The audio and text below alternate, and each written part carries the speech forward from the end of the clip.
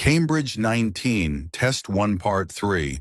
First, you have some time to look at questions 21 to 24.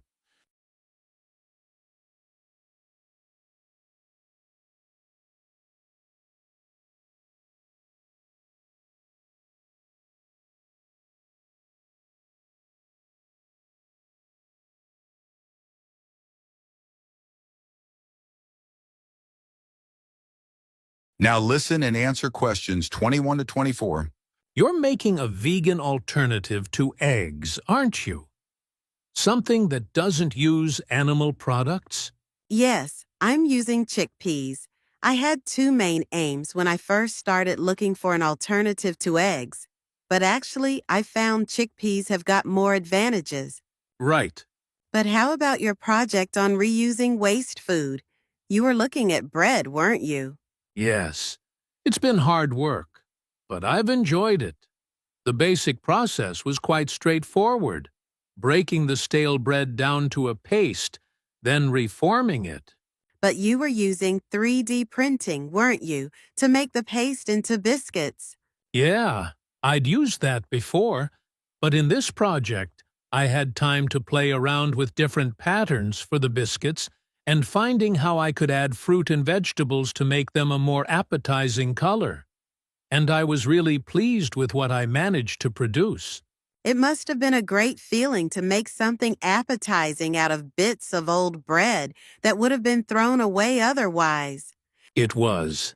And I'm hoping that some of the restaurants in town will be interested in the biscuits.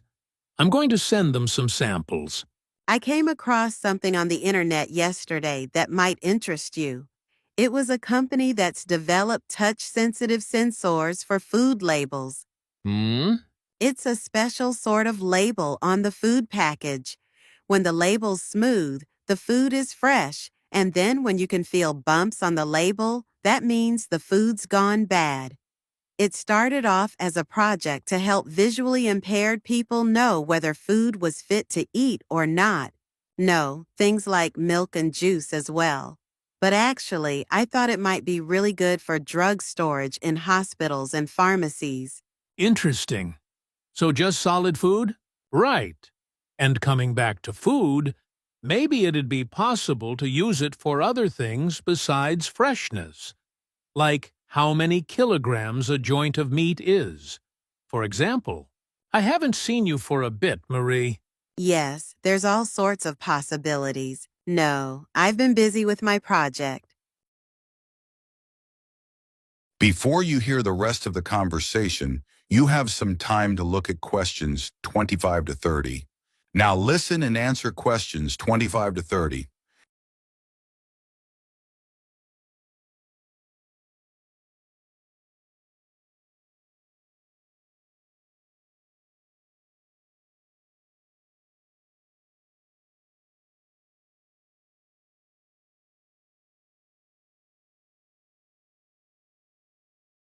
I was reading an article about food trends predicting how eating habits might change in the next few years.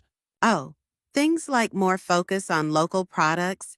That seems so obvious, but the shops are still full of imported foods. Yes, they need to be more proactive to address that.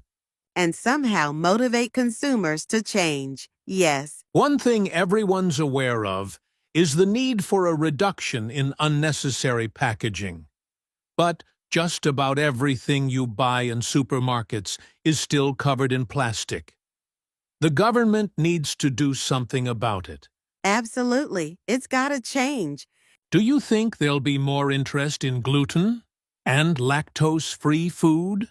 For people with allergies or food intolerances, I don't know. Lots of people I know have been buying that type of food for years now. Yes, even if they haven't been diagnosed with an allergy. That's right. One thing I've noticed is the number of branded products related to celebrity chefs. People watch them cooking on TV and then buy things like spice mixes or frozen foods with the chef's name on. I bought something like that once, but I won't again. Yeah. I bought a ready-made spice mix for chicken which was supposed to be used by a chef I'd seen on television. and it didn't actually taste of anything. Mm. Did the article mention ghost kitchens used to produce takeaway food? No, what are they? Well, they might have the name of a restaurant, but actually they're a cooking facility just for delivery meals.